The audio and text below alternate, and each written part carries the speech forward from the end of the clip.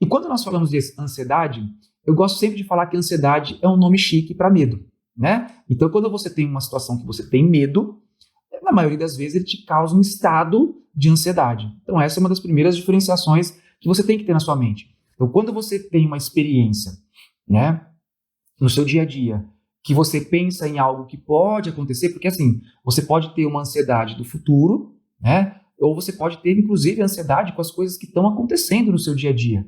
Né? Muitas pessoas falam assim, a ansiedade é futuro. Sim, mas às vezes a ansiedade está muito ligada ao que a pessoa está fazendo num determinado momento. Então, por exemplo, tem gente que não consegue lidar com muitas coisas. E quando começa a chegar muitas coisas no dia a dia para fazer, a pessoa começa a ficar ansiosa. Então, aí sim, ela cria um sentimento futuro de que talvez ela não dê conta de fazer todas aquelas coisas. Então ela cria uma ansiedade porque ela acredita que ela não é capaz de realizar todas as coisas que estão vindo para ela. Então ela fica ansiosa. Ou, por exemplo, está acontecendo coisas no dia a dia onde a pessoa tem medo de fazer errado, né? Então ela se cobra demais, se exige demais e cria um estado de ansiedade porque tem medo de fazer as coisas erradas. Tem pessoas que realmente já têm mais uma ansiedade para o futuro, né? Pensando assim, nossa, eu não consigo lidar com situações de doença, por exemplo. Às vezes a pessoa está doente, ela tem medo de morrer. A pessoa, sei lá, tem uma dificuldade financeira, tem medo de passar fome. Aí sim, a pessoa está presa a algo do futuro que nem está acontecendo ainda, tá? Então existem essas duas, basicamente, né, formas de você experienciar a sua ansiedade. Mas o ponto em comum entre as duas é o que? Toda ansiedade, ela vem de duas coisas. Ou você viveu uma experiência real de medo, né? Então, por exemplo, você viveu uma experiência onde você apanhou demais dos seus pais ou foi muito castigado sempre que fazia algo errado. Então, você cresce uma pessoa mais perfeccionista, que se cobra demais, que exige demais dos outros, né? E entra num estado de ansiedade se você não conseguir realizar. Você pode ter passado na infância muita dificuldade financeira e na sua vida adulta você cria uma ansiedade com medo de viver aquela situação novamente. Então, nós vivemos experiências que nós registramos como medo e depois que nós registramos com a percepção, isso que é interessante para vocês, tá? A percepção da ansiedade é o medo. Não tem basicamente outro tipo de estado emocional, não. É basicamente o medo. Só que o medo ele tem várias vertentes, várias nuances para você analisar. Então aí o que acontece? A pessoa ela vive uma experiência real, traumática, onde ela não consegue lidar, onde ela não consegue resolver. Nós chamamos isso na formação, né, método Ressignificando Traumas, né, de uma situação impactante, uma situação, um DHS, uma situação que impacta o corpo, a mente, a percepção da pessoa, e a partir daí ela começa a operar o seu dia a dia em cima desse impacto.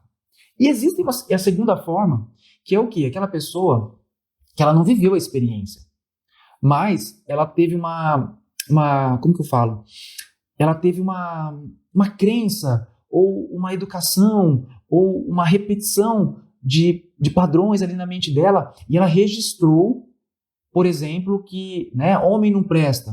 Então a mulher casa e fica ansiosa com ciúmes. Ah, nossa, para você ser feliz na vida, você tem que ter estabilidade financeira. E se a pessoa não tem um serviço estável, ela tem uma ansiedade porque, entende? Ela não viveu a situação. Ela não foi traída na infância, os pais não teve traição, mas eles educaram de uma forma, o meio ambiente educou de uma forma que ela acredita que se ela viver algo, pode ser ruim e traumático. Então, essa é uma segunda forma de ter ansiedade. Eu queria dizer para vocês aí, que estão assistindo essa live, qual que é o tipo de ansiedade de vocês, que você acredita, né? Se você tem medo de algo, se você tem uma ansiedade de algo, por exemplo, eu tenho medo de não dar conta. Já teve alguma situação na sua vida muito forte que você não deu conta e foi muito traumático? Né? Eu tenho medo da morte. Você já viveu uma situação de morte muito importante? Então eu quero que você escreva aí se é a ansiedade, vamos botar aí, tipo 1, que é quem viveu uma experiência traumática e a partir daí tem uma ansiedade, ou a tipo 2, né? Onde a pessoa talvez nunca viveu a experiência, mas ela tem medo que aconteça. né? Aí seria uma ansiedade aí tipo 2, tá? Por que eu tô falando isso? Porque esse processo de você se conhecer, esse processo de você conseguir, né, como estão falando aqui, medo de rejeição. Então, às vezes a pessoa viveu uma situação de rejeição, ela viveu uma situação de abandono, ela viveu uma situação de perda muito forte, então ela grava aquela experiência e ela tenta evitar aquilo a qualquer custo na vida adulta, né, na adolescência ou na vida adulta. Então, sim, viveu uma experiência traumática, mas existem aquelas pessoas que se sentem rejeitadas sem nunca terem sido rejeitadas. Talvez nunca viveu uma situação de rejeição. Entende? Então, para quem é profissional da área da saúde, você vai pegar a pessoa com ansiedade e às vezes você vai realizar o mesmo tratamento. Mas você consegue entender que existe uma diferença muito grande entre aquela pessoa que viveu a experiência e aquela pessoa que não viveu a experiência? Tá? São tratamentos completamente distintos. Porque aquela pessoa que viveu a experiência traumática, obviamente, vai ser um trabalho um pouco mais complexo do que aquela pessoa que é só uma crença. É só o que o pai e a mãe transmitiu. Por exemplo, nossa, meu filho, você tem que ser uma pessoa esforçada na vida. Aí casa com o marido ou com a mulher que não é esforçado. Aí começa a ficar ansioso por ver que a pessoa não faz as coisas. Entendeu? Mas, tipo assim, qual é o problema de não fazer as coisas?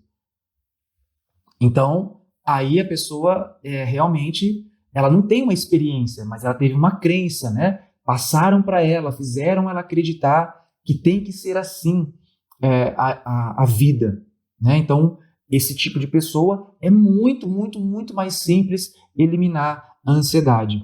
E o que acontece quando nós vivemos tanto uma ansiedade, né? Uma situação traumática, que a gente experiencia a situação e a gente também recebe as informações dos familiares, das pessoas que criaram a gente.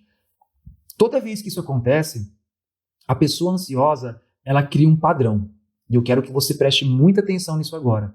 E esse padrão eu me identifico com essa verdade. Eu me identifico com este trauma.